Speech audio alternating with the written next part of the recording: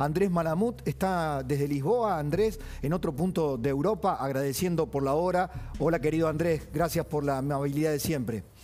¿Qué tal, Pablo? En realidad estoy en contacto con Lisboa, pero te atiendo desde Olavarría. Ah, estás acá. La guerra, estás acá. Guerra remota. Vida.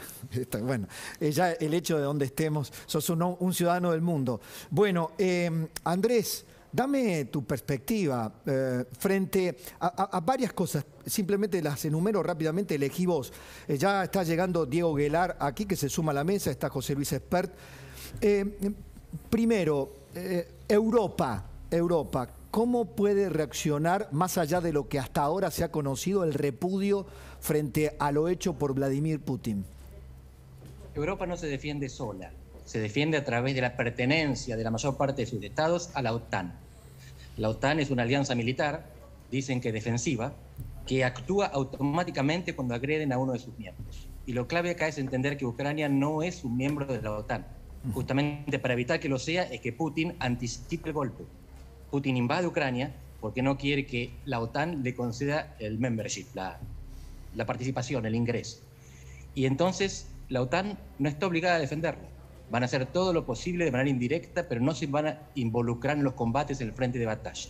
Si Putin no se sobregira y no ataca a un miembro de la OTAN, no va a haber confrontación directa entre potencias nucleares. Con lo cual, el hecho de que Ucrania caiga en manos rusas en muy poco tiempo es prácticamente una realidad. ¿Se da por descontado? No, depende de lo que Putin quiera hacer, porque las represalias también son duras, aunque no sean militares. Y Rusia es un gigante militar con pies económicos de barro, que puede ser muy sancionada, muy perjudicada por las sanciones de Occidente. El problema es que Occidente también se perjudica, porque Occidente le compra gas y porque recibe los negocios de los millonarios y la plutocracia rusa. Así que esto es un juego en el que con sanciones pierden todos. Pero Rusia pierde más. Si Occidente ve que a Rusia se le va la mano y se le está yendo, pero todavía no entró en conflicto directo con la OTAN. Si ven que se le va la mano, van a ajustar un poco. Hasta ahora las sanciones no funcionan, no son suficientes. Exacto. Rusia entra un poquito y Occidente sanciona un poquito. Nos mantenemos en la ambigüedad. Esto no es guerra total todavía. Andrés, este punto, ¿no? La formalidad de que Ucrania no pertenezca a la NATO genera como una especie de barrera virtual, barrera diplomática, barrera política. Ahora, Estados Unidos, por mucho menos, con intereses específicos, ha intervenido en otros lugares. Esto también se lo voy a trasladar con su experiencia de embajador en China y en Estados Unidos y conocedor del mundo a Diego Guelar. Digo, se torna inexplicable para el ciudadano de a pie muchas cosas, para nosotros también, pero esta barrera que suena por momentos y ante la voracidad del ataque ruso a una excusa, como no pertenece a la OTAN Ucrania, frente a este rompimiento de toda regla, frente a esta ruptura de cualquier regla internacional, la NATO no puede actuar. Porque una cosa son las reglas y otra cosa son las bombas. Estados Unidos se cansó de intervenir, de bombardear, de ocupar. Rusia también. En este momento Rusia ocupa varios países, incluyendo parte de Georgia, parte de Ucrania, Crimea, parte de Libia, parte de Siria. Pero las potencias nucleares no se enfrentan entre sí. Estos países, las grandes potencias, se cansan de invadir estados menores, porque todos los estados son iguales, pero las potencias son más iguales que los demás.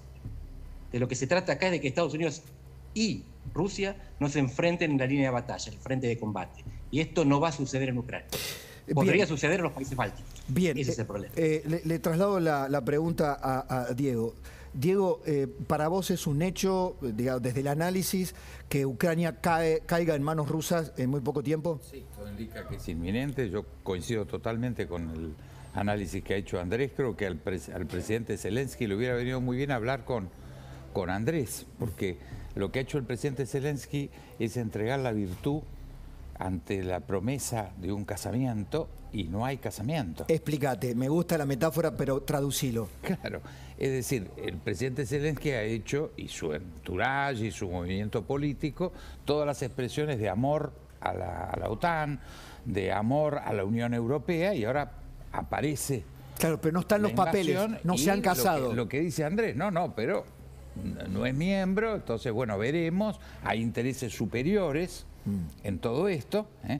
El novio es socio del que tomó la virtud de la hija, y entonces hay otros intereses, además de la virtud de la hija. En este caso está pasando eso. O sea, todo indicaría que hoy la Unión Europea y Estados Unidos deberían estar apoyando decididamente militarmente a Zelensky. Es decir, lo están por invadir, lo están invadiendo, están por tomarle la capital, y aquellos por el cual él hizo todo esto, que expresó todo este amor, y bueno, hacen declaraciones, embargan a una cuenta. Un amor no correspondido, digamos, al final. Un amor no correspondido. Claro, pero me parece que también aquí los países europeos, porque, digamos, la OTAN y la pertenencia a esa Europa occidental, también había promesas de Francia, había promesas de Alemania. Pero Pablo, no se entregó solo a los Estados Unidos Zelensky. Don Henry Kissinger, que sigue siendo, pero fue posiblemente el hombre de política exterior más importante del siglo XX,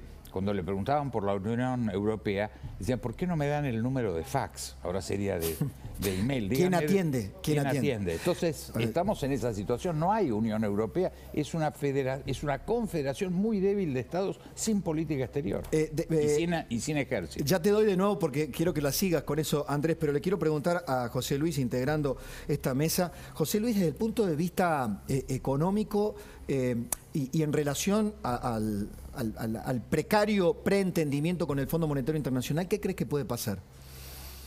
Bueno, hablando del fondo, primero los diputados y los senadores no hemos recibido ninguna información oficial fehaciente del gobierno. Lo único que tenemos es, que es pública, la conferencia de prensa que el ministro Guzmán dio el 28 de enero, hace casi un mes, que lo único que tenemos para analizar el acuerdo con el fondo es eso.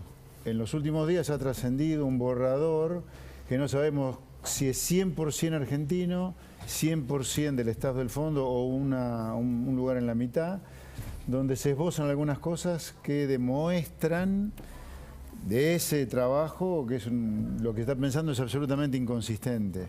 Se piensa crecer entre 3,5% y 4% durante 4 años colocando deuda interna a troche y mochi. Pero, perdón, lo que te quiero preguntar es, esto que estamos hablando, esto que ha ocurrido un 24 de febrero, cambia todo, digamos, todo lo que pudo existir en ese preacuerdo, ese borrador, los números, la posibilidad de cumplir o no cumplir, cambia todo, ¿o no? Mirá, ya era inconsistente lo que había en ese papiro, en ese papel. ¿Te imaginas que después de esto todo ha quedado completamente desactualizado, ¿no? Imagínate que acá estamos hablando de un petróleo que ha subido en horas, una enormidad. El trigo también, cuidado con el precio de la energía. Argentina importa gas natural licuado y el gas ha aumentado fuertemente como consecuencia de la invasión rusa. Rusia es el proveedor, el oferente de 1/3 del gas licuado acá mundial. El déficit energético argentino va a volar en el año 2022. Así que sí, claramente todo ha cambiado, todo ha cambiado. Mi punto a resaltar era que no hay nada todavía para tratar seriamente en el Congreso sobre el acuerdo con el fondo, nada. Manu.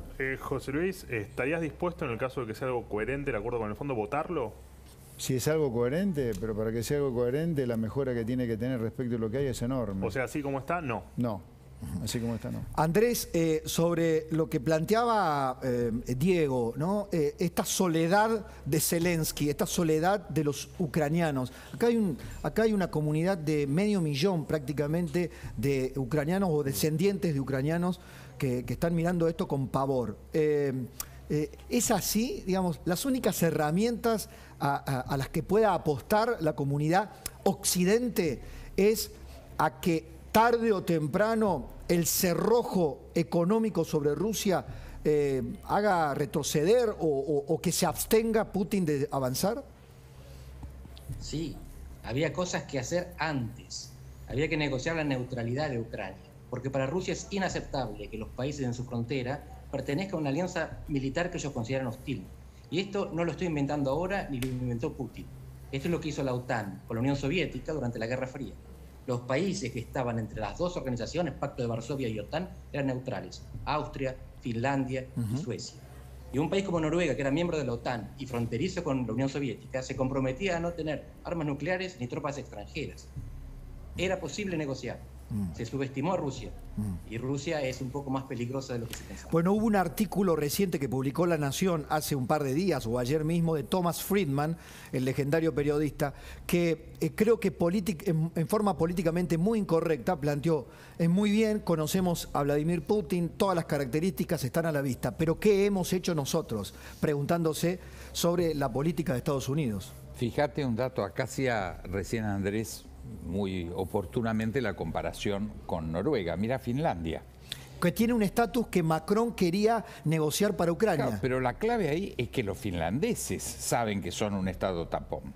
Entonces ahí no se comieron ninguna promesa, ningún sueño y no entregaron ninguna virtud.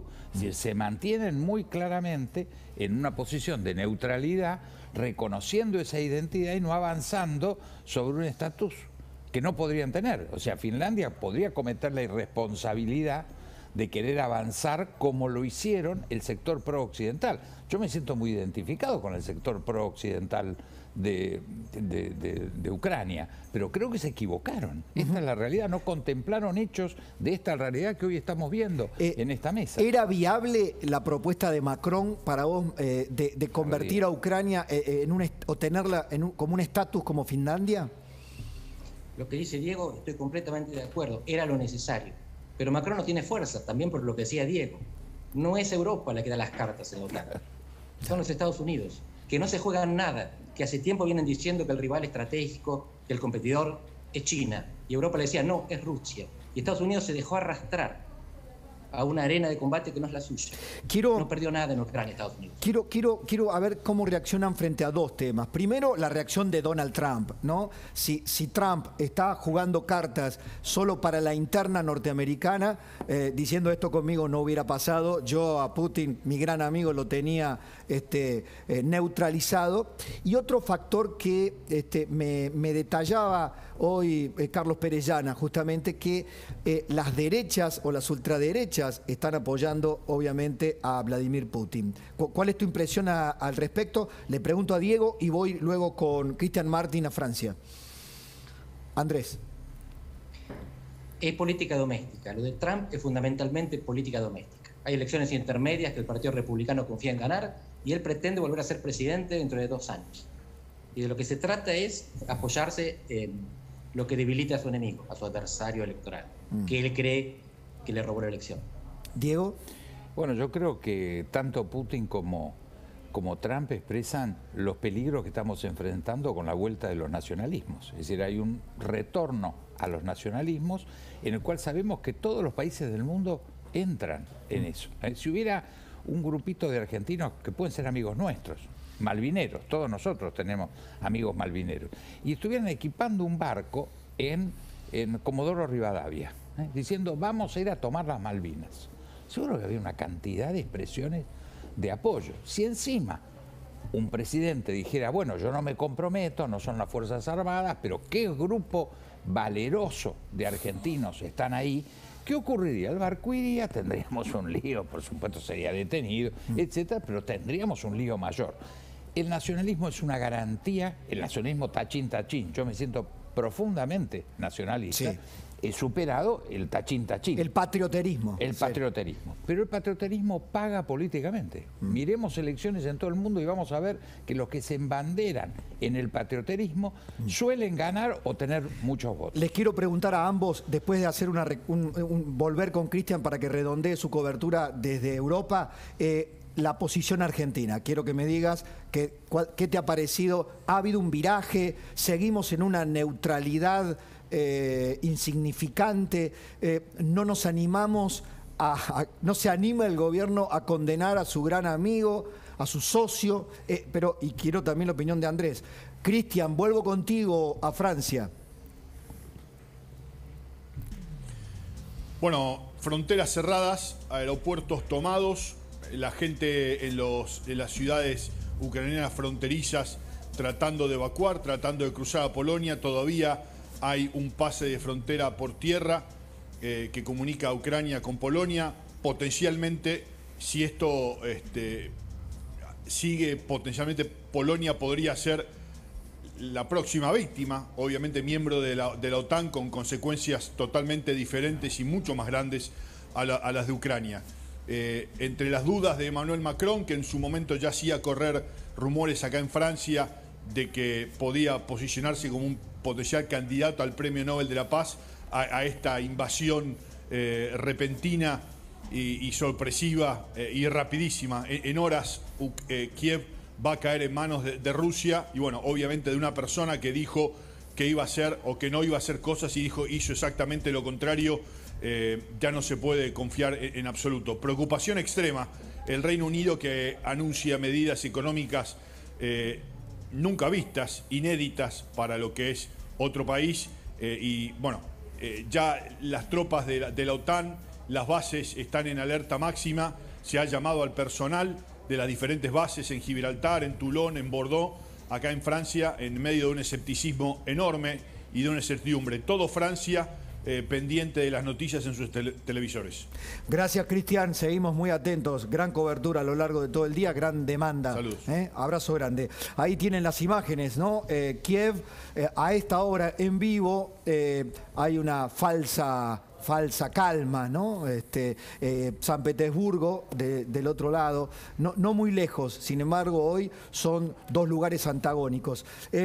Quiero regresar aquí y ya como político también te quiero preguntar, José Luis, cuál es tu opinión sobre la postura argentina. Pero analicemos, Javi, el último mensaje del presidente. Bueno, porque el presidente hace un rato nada más, esta tarde, emitió un tuit en el que yo me remarqué, Pablo, si me permitís, las dos palabras claves de este tuit de Alberto Fernández. Ahí está. Primero lo leemos, después lo analizamos, si querés. Lamento profundamente la escalada bélica que conocemos a partir de la situación generada en Ucrania, el diálogo y respeto a la soberanía... Perdón. Sí. La situación generada en Ucrania. Sí. ¿Podría haber alguna forma más ambigua de describirlo? Sí, no es la invasión. Es una invasión, es un ataque, es... bien, listo.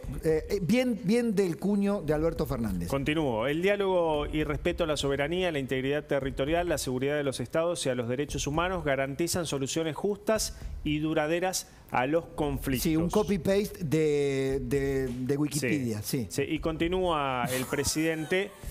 bueno, sufrimos muchas muertes causadas por la pandemia, la humanidad ha padecido mucho, ello crea un imperativo moral a las partes para que se comprometan con una solución pacífica, las partes, a la controversia, actuando con la mayor prudencia y responsabilidad para garantizar la paz mundial. Hacemos un llamado a todas las partes a no usar la fuerza militar, pedimos a la Federación Rusa que ponga fin a al final, ¿no? Al sí, final. pero mirá estas dos palabritas, Pablo. Pedimos a la Federación Rusa que ponga fin a las acciones emprendidas y que todas las partes involucradas vuelvan a la mesa de diálogo. Diego. Sí, bueno, yo creo que el presidente pasa de la insignificancia insensata a una insignificancia un poquito más sensata. Creo que nos vino muy bien la encendida declaración del presidente Maduro, que ayer fue y dijo categóricamente, manifestó su apoyo al presidente Putin. Creo que él se asustó. Cuando lo vio dijo, no, ya esto es demasiado. Entonces, bueno, le pidió a algún escriba que haga este juego, esta sopa de palabras tibias e indefendibles y al final, de alguna forma, condena o cuestiona la invasión sin llamarla lo que es una invasión. Pero al final la insignificancia es siempre insignificancia. José Luis. Yo creo que es el mismo presidente que dijo hace poquito que Argentina debería ser la puerta de entrada de Rusia a América Latina, nada más que ahora lo ayorna después de la invasión que Rusia ha hecho de Ucrania, pero nada más. Me provoca gracia la parte donde él dice que rechaza el uso de la fuerza militar. Ya está, ya ocurrió la invasión. Ya se están usando armas. Ya ha pasado, señor Fernández. Están bombardeando. La verdad, están bombardeando. No, pero además... Ahora, Andrés... yo tengo una pregunta ahí para la mesa, ¿no? Y está Andrés también. ¿Ustedes creen realmente que con un guerrero como Putin y con un pueblo guerrero como el ruso, históricamente, hay alguna sanción económica que vaya a poner fin o debilitar el expansionismo ruso luego de Ucrania? Está muy bien, ¿eh? Mirá, lo voy a poner de co-conductor. Lo voy a poner de co-conductor. Es una pregunta honesta. Me encanta. Andrés. Buena la pregunta de José Luis. En general, de lo que se trata es de aumentar los costos de la popularidad presidencial, tornar la vida difícil para los ciudadanos para que lo volteen en elecciones. Las elecciones no son aquello que caracteriza a Rusia precisamente para elegir al gobierno, por lo tanto tienen posibilidad de resistir, salvo que se lo hagan demasiado duro y por medios económicos hasta ahora no se han obtenido resultados. Pero respecto a la política exterior argentina, siempre hay dos opciones: hacer lo que está bien y hacer lo que conviene. A veces coinciden. Hacer lo que está bien está claro, hay que condenar la invasión. Hacer lo que conviene no siempre está tan claro. Durante la dictadura militar argentina, Estados Unidos le hace un boicot a la Unión Soviética y Argentina le vende trigo, porque le conviene, aunque tengamos militares acá y comunistas allá.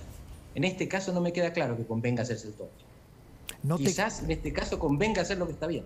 Está muy bueno porque va adelantándose a la respuesta a una pregunta que le iba a hacer aquí a la mesa.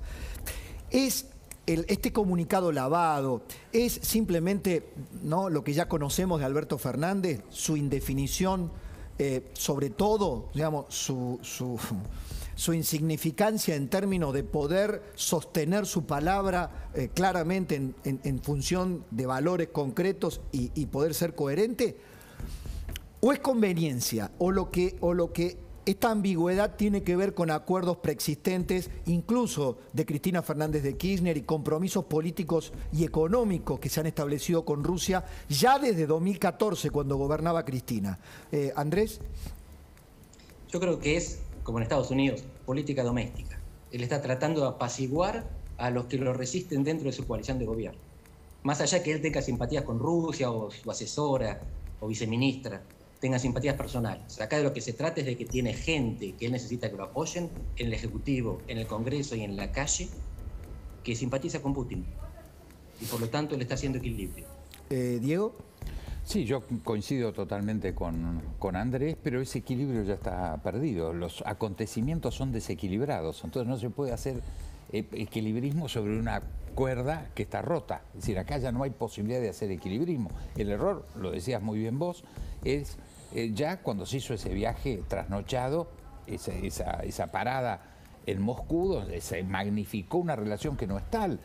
Rusia es nuestro décimo, hablando lo que decía recién Andrés de los intereses concretos, es nuestro décimo socio comercial. No hay hoy un solo crédito y una sola inversión ligada a Rusia. Fue un hecho declarativo, ridículo, que no tuvo ninguna otra cosa más que causar, la verdad, burla a la Argentina, desgraciadamente, porque eso nos toca a nosotros y al presidente. Ya voy a seguir con José Luis y con Andrés y con acá nuestros compañeros, pero para despedirte, Andrés, y agradecerte, la última, cuando dijiste esta vez no tengo claro si había que hacer lo que nos convenía o lo correcto, ¿crees que haciendo lo correcto, es decir, reuniéndonos con las naciones que repudian enfáticamente y claramente la invasión de Rusia a otro país, hubiera podido la Argentina mejorar su imagen internacional?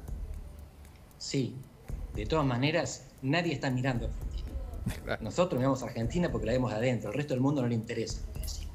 Mi problema acá es que a Argentina lo que le conviene es actuar en conjunto con los países de la región, sobre todo con Brasil. Y acá Brasil está haciendo lo que está mal. Y por lo tanto, si Argentina hace lo que conviene, que es coordinarse regionalmente, termina haciendo lo que está mal, que es apoyar a Putin. Claro. Por eso, incluso un presidente decente tendría inconvenientes en tomar posición. Metafóricamente, hace unas horas decía por radio, en este tablero Argentina es Kamchatka. ¿Viste en el TEG, en el juego de táctica y estrategia de la guerra? Nadie ponía una fichita en la perdida Kamchatka, era insignificante. Bueno, gracias Andrés siempre por tu análisis lúcido y por sumarte a esta mesa. Muchísimas gracias. Un abrazo a todos. Ya seguimos aquí en esta mesa de lujo, Frank.